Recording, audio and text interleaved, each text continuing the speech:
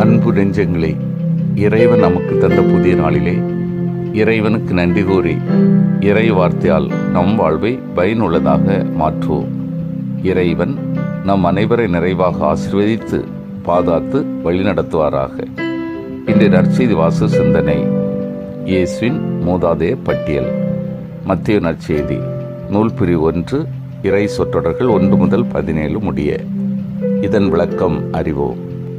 Abraham முதல் தாவீது வரை 14 தலைமுறைகள், தாவீது முதல் எக்கோனியா வரை 14 தலைமுறைகள், எக்கோனியா முதல் யோசேப்பு வரை 14 தலைமுறைகள் என இஸ்ரேலரின் வரலாறு 3 பகுதியாக பிரிக்கப்பட்டு கடவுளின் திட்டங்கள் ஒரு ஒழுங்குக்குட்பட்டவை என்ற கருத்து புலப்படுத்தப்படுகின்றது.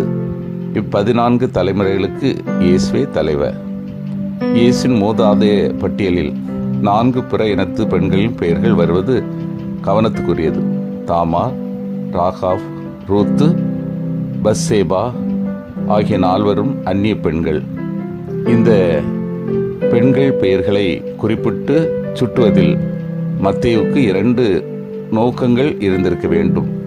ஒன்று, 4 அந்நிய பெண்கள் தாவீதின் குடும்பத்தில் இடம்பெறுவதால் இஸ்ரேல் மக்கள் இனத்தால் கலப்பற்றவர்கள் அல்ல. எனவே அரச மரபான தாவீதின் குடும்பமே இன கலப்புக்குட்பட்டு விட்டபின் பிற இனத்து மக்களை கிறிஸ்தவர்களாக அங்கீகரிக்க தயக்கம் தேவையில்லை என்ற வாதத்தை வலுப்படுத்துகிறார். இரண்டாவது, இந்த 4 பெண்கள் வாயிலாக புலப்படுத்தப்படும் மற்றொரு புரட்சிகரமான இறையியல் உண்மையும் உண்டு. அன்பார்ந்தவர்களே, இயேசுவின் மூதாதைய பட்டியல் குறிக்கும் மைய கருத்து நமது கடவுள் வரலாற்றில் பங்கேற்கும் வரலாற்று கடவுள் என்பதே. ஏதோ ஒரு காலத்தில் மனிதர்களை படைத்துவிட்டு அவர்கள் எப்படியாவது போகட்டு என்றில்லாமல் நம்முடன் நடந்து வர ஆசைப்படும் கடவுள் அவர். நமது இன்ப துன்பங்களில் பங்கேற்கும் நம் நடுவில் வாழும் கடவுள். மத்தேயு தரும் பட்டியலில் 42 பெயர்கள் மட்டுமே உள்ளன. இயேசு ஆபிரகாமின் மகனாகவும் தாவீதின் மகனாகவும் அறிமுகம் செய்யப்படுகிறார். அதாவது யூத மக்களின் தந்தை என கருதப்பட்ட ஆபிரகாமின் வாரிசாகவும் ஒப்பற்ற யூத அரசராக கருதப்பட்ட தாவீதின் வாரிசாகவும் இயேசு சித்தரிக்கப்படுகிறார். மூதாதைய பட்டியலில் அன்னை மரியா நீங்களாக சற்று வித்தியாசமான 4 பெண்கள் இடம்பெற்றிருப்பது நமது கவனத்தை ஈர்க்கிறது.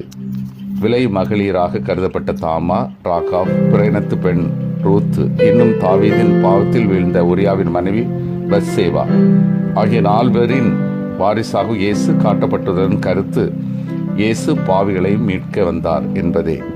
யூதரல்லாத பிற இனத்து மக்களுக்கு மீட்பு உண்டு எனும் 2 சிந்தனைகள் இங்கு தரப்படுகின்றன. மனித உறவுகள் வழியாக இயேசுடன் நாம் இணைய முடியும் என்ற உண்மையும் இங்கு வெளிப்படுகிறது. சிந்தித்து தியானித்து செயல்படுவோம்.